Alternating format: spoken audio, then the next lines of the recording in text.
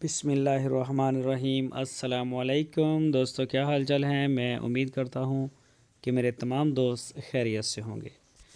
दोस्तों, अहमद हसन 3 बछड़े फार सेल के लिए लेके आए हैं। 2 साहिवाल नस्ल के और 1 चोलस्तानी कोहान वाले बछड़े हैं। माशाल्लाह वज़नी हैं। और चेक करें जी, नाफ, झालर, कोहान, सींग भी इनके कोई नहीं, सींगों के बगैर हैं। ये चेक करें माशाल्लाह, ब्लैक नेक, काली गर्दन में, और साथ में चोलस्तानी खड़ा है।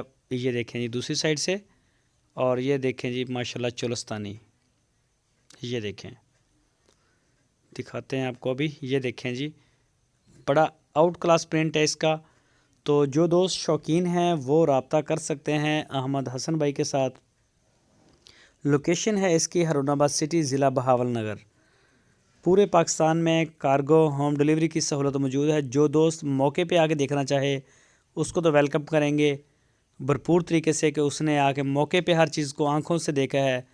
तो ये तो बड़े मज़े का सौदा होता है आंखों से देख के करना। तो आप जाके देखें अहमद भाई, अहमद हसन से या मोहम्मद हुसैन भाई के साथ रब्ता करके आप उनके फार्म पे जाएं, ताकि वो आपको मिलें भी और जानवर भी दिखाएं।